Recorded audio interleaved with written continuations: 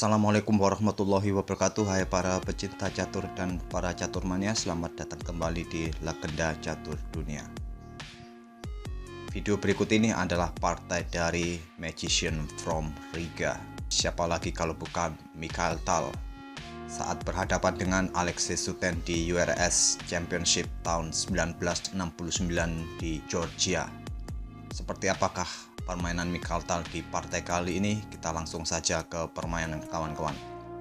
Mikhail Tal memegang putih, mengawali dengan pion E4, dibalas Suten pion C5, kuda F3, pion E6, pion D4, pion pukul pion, kuda pukul pion.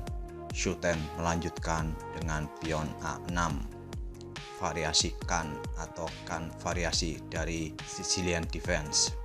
Gajah ke D3, kuda ke E7. Biasanya dalam posisi seperti ini langkah yang populer adalah kuda ke C6 atau gajah ke C5 mengancam kuda.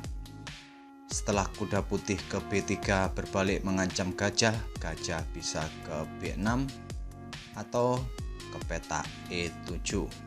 Dan biasanya putih menjawab dengan menteri ke G4. Langkah berikutnya, hitam bisa mendorong pion G6, selanjutnya kuda bisa ke petak F6.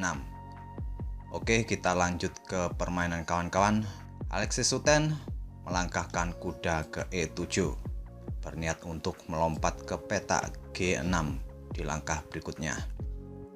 Mikhail Tal melanjutkan dengan kuda C3, kuda hitam C6 menantang kuda putih D4, namun tantangan ditolak oleh Mikhail Tal melangkahkan kudanya ke B3.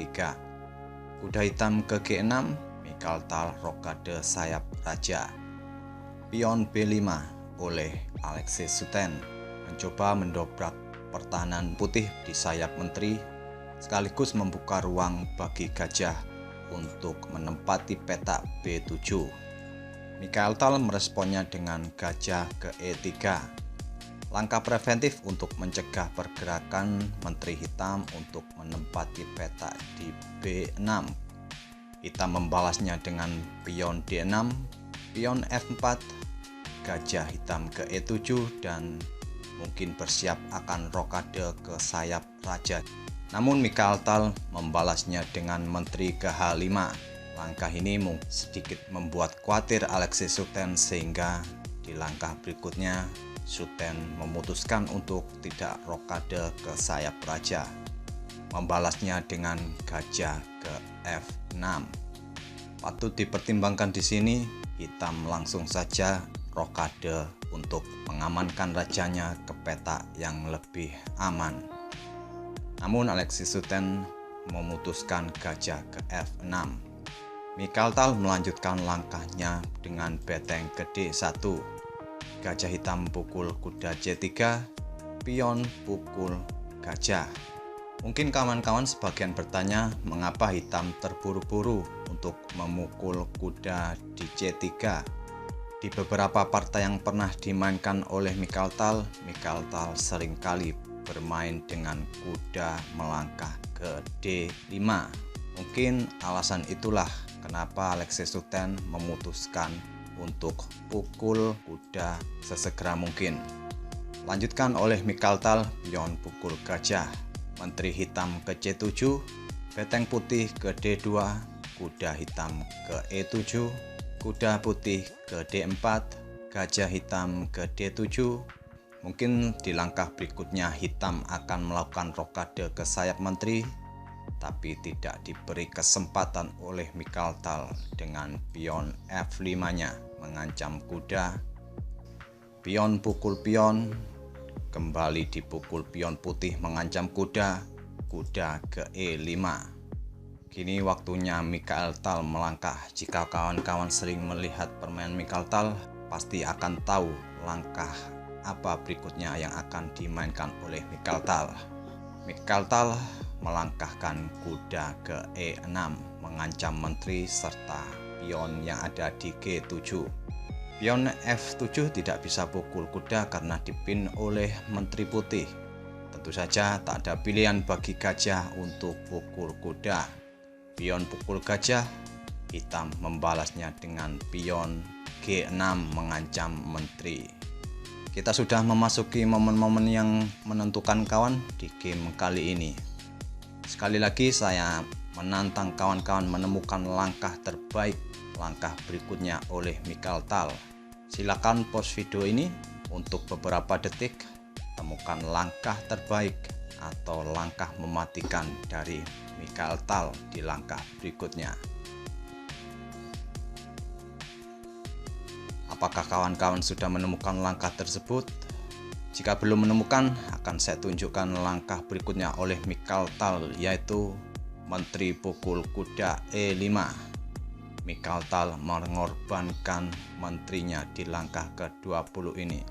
Tak perlu berpikir panjang, Alexis Suten pukul menteri dengan pion. Langkah mematikan yang kedua oleh Mikhail Tal, yaitu pion pukul pion F7 skak. Kemanakah raja akan melangkah, kawan-kawan?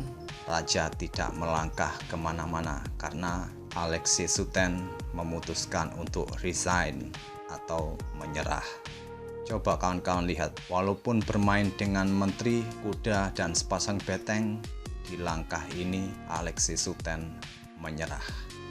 Jika permainan tetap dilanjutkan, tidak mungkin bagi raja akan ke peta F8. Tentu saja gajah putih akan ke H6 skak mat. Akan saya tunjukkan satu kombinasi yang mungkin terjadi apabila raja menghindar ke peta D7.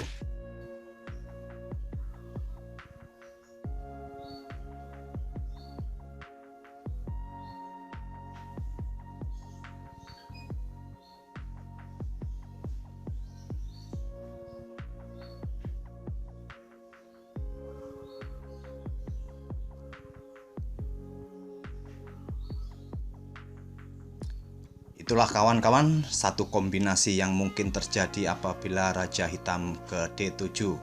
Walaupun tanpa penjelasan kata-kata, pastinya kawan-kawan semua sudah tahu langkah-langkah yang saya sebutkan tadi. Dan kita kembali ke satu posisi yang menarik kawan, yaitu saat Mikhail Tal mengorbankan menterinya pukul kuda E5.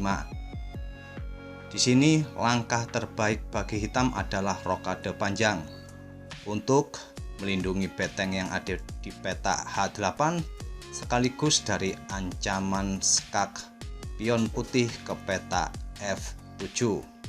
Dan kemungkinan langkah berikutnya oleh putih adalah menteri ke G5, hitam pukul pion E6, putih melanjutkan pion A4, beteng hitam ke F8 menantang benteng putih, gajah ke F2 menolak tantangan hitam, menteri hitam pukul pion C3, menteri putih pukul kuda E7, menteri pukul beteng D2, menteri putih ke A7, beteng hitam pukul gajah F2, beteng pukul beteng, menteri ke E1 skak, ditutup dengan beteng, menteri ke C3, menteri putih pukul pion A6 skak, raja ke C7, gajah pukul pion B5.